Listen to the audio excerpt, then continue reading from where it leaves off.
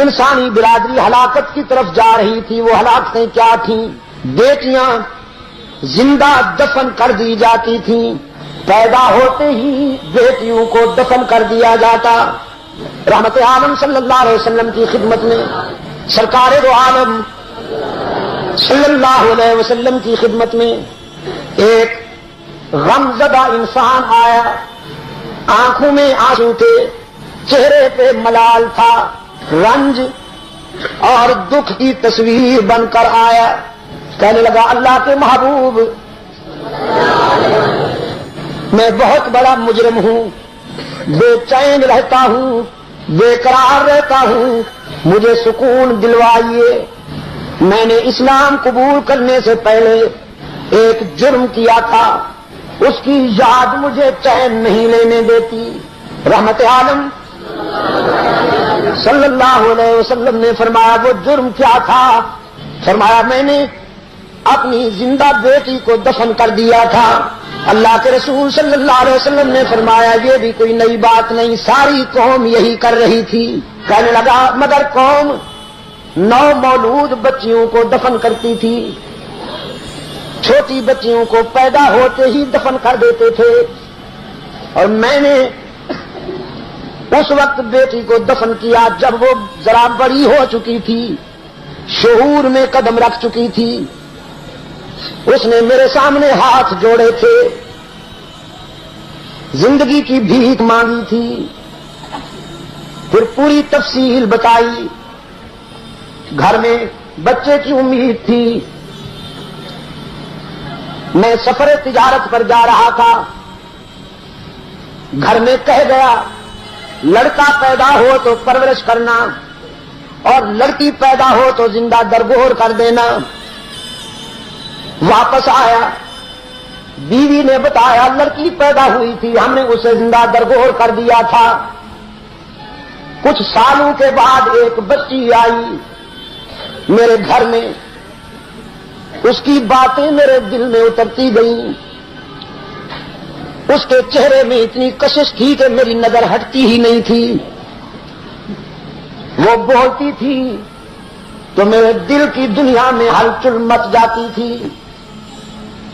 میں نے حسرت بھرے لہجے میں بیوی سے کہا یہ کن خوش نصیب والدین کی بیٹی ہے. وہ ماں باپ کتنے خوش نصیب ہوں گے جن کے گھر میں ایسی پیاری بیٹی ہے.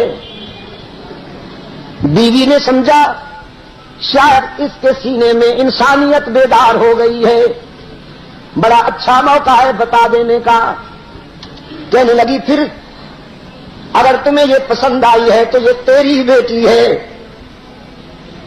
جب تو تجارت کے سفر پر چلا گیا تھا یہ پیدا ہوئی تھی، میری مامتا نے گوارا نہ کیا کہ اسے زمین میں دفن کر دوں، لیکن تیرے در سے میں نے اسے اپنی بہن کے گھر پرورش کے لیے چھوڑا ہوا ہے. رحمت عالم صلی اللہ علیہ وسلم نے فرمایا پھر تو نے کیا کیا؟ کہنے لگا بس میرے آقا جب پتہ چلا کہ یہ میری بیٹی ہے میرے اندر وہی وحشت بیدار ہوئی، جہالت بیدار ہوئی، اور میں نے فیصلہ کر لیا کہ آج سورج غروب ہونے سے پہلے اس کی زندگی کا سورج غروب کر دوں گا. گڑھا کھودنے کے لیے کدال اٹھائی، بیوی سے نظر بچا کر بچی کی انگلی پکڑی اور جنگل میں چلا گیا. شدید گرمی کا موسم تھا، بچی کو درخت کے سائے میں بٹھا دیا، خود گڑھا کھودنے لگا، پسینے میں نہا گیا. وہ بچی سائے سے اٹھ کر آئی اور اپنے دوپٹے سے قاتل باپ کے ماتھے سے پسینہ پوچھنے لگی. کہنے لگی ابا حضور آپ یہ کیوں کھودتے ہیں؟ جہالت کے مارے ہوئے باپ نے کہا تجھے دفن کرنے کے لیے. یہ غیر متوقع غیر انسانی جواب سن کر بچی لرز گئی. کہنے لگی آپ مجھے دفن کریں گے؟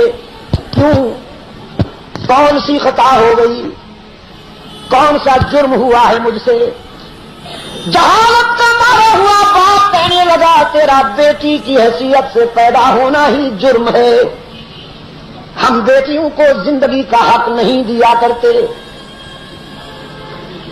بچی نے زندگی کی بھیک مانگی، وعدہ کیا زندگی کے سفر میں کبھی تیرا دل نہیں دکھاؤں گی، کسی چیز کا مطالبہ نہیں کروں گی، بھیک مانگ کر زندگی گزار لوں گی، لیکن خدا را مجھے زندہ رہنے کا حق دے دے۔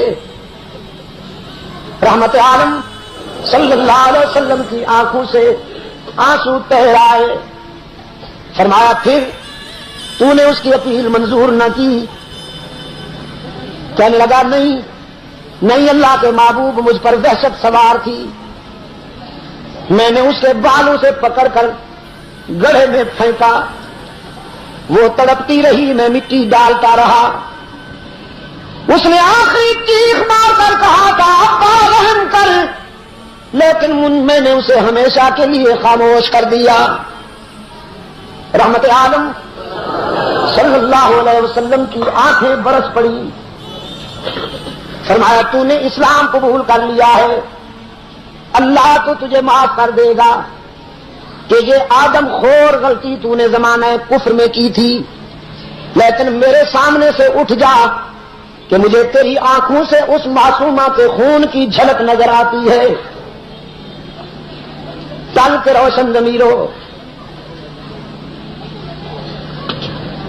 بیٹیوں کو زندہ رہنے کا حق نہیں تھا، رحمت عالم صلی اللہ علیہ وسلم نے صرف زندہ رہنے کا حق ہی نہیں دیا بلکہ وقار عطا کیا۔